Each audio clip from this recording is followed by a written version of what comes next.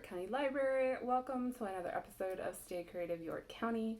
In today's episode, I am going to be painting a very wintry scene, and it is pretty simple. I'm not going to assume level or difficulty for you, but this right here is only made from about, 4 colors. Blue and black for the sky, a black and brown for the trees, and then a little bit of white to create some speckled spots for snow.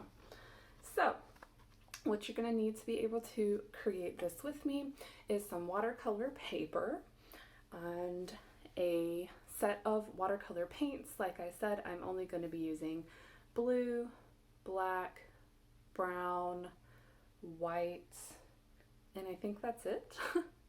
But you may want to add something else to the painting if you're feeling confident or just adventurous. But at least those 4 colors. I'm also going to be using a variety of brush sizes. I'm going to be using a bigger brush to paint the larger blue area in the background.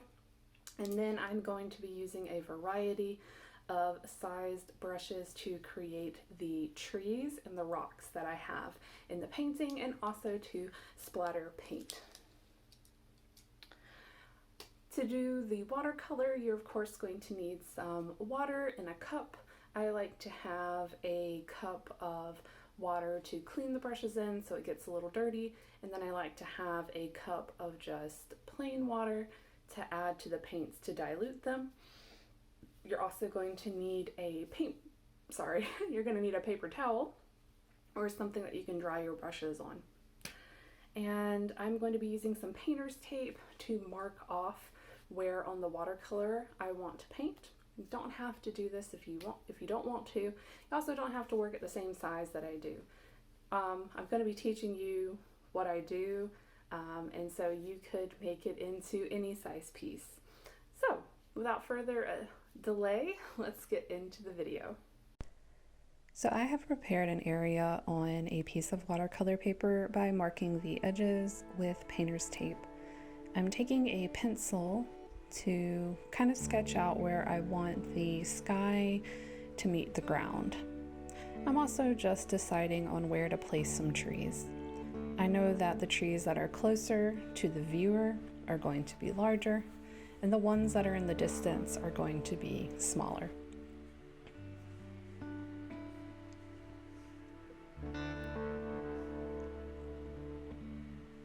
So now I'm going to take some navy blue and some water on my brush. I'm going to take a little bit of black and create a darker blue color. I am going to apply this to the top. And then as I get closer to the line at the bottom, I will shape it around the line that I drew with the pencil.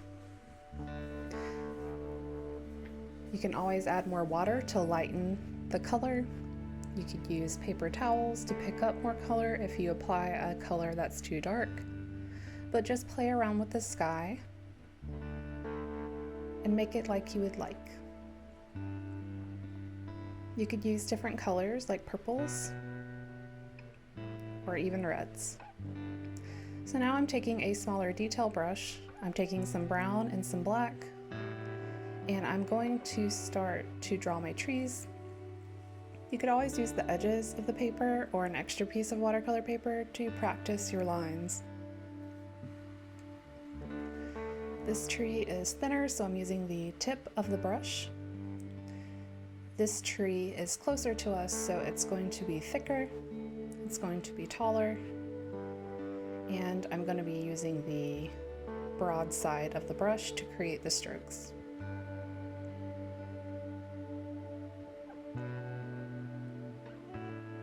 I'm not using a photo reference for this.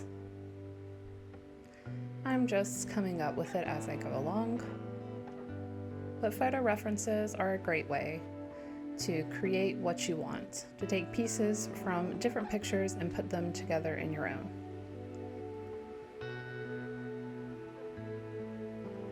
I have a smaller detail brush that is pointed instead of having a flat side, And I'm taking a little bit of black and white to create a gray color and making some rocks on the ground in the bottom right corner. Just wanted something to be in that area. Now I am using the same color to create some shadows for the trees in the foreground and the background. And this just gives them a little extra dimension and makes them pop.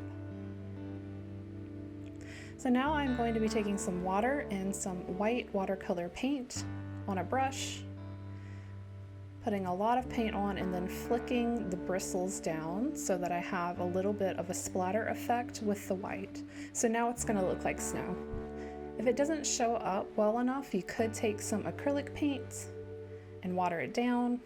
I would recommend practicing on another sheet of paper, but at least with watercolor, if you put a big splotch down that you don't want, you can always lift it up while it's still wet with a paper towel. So now I'm going to remove my painter's tape so we can see my clean edges. There's the final product. I'm going to trim it up, and now I could put it on a card or just have it out on display.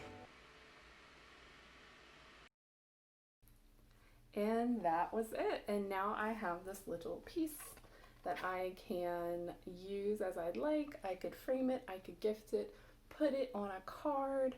It is something that I can keep, and also I could change the colors of and play around with the layering techniques. But I do like that it's a way to use the white of the paper to create the snow in the background. So there's no paint there, it's just the paper. So yeah. So friends, that's all for today's video. I will link a couple of watercolor resources in the description below. But until next time, friends, remember to stay safe, as always, and stay creative, York County.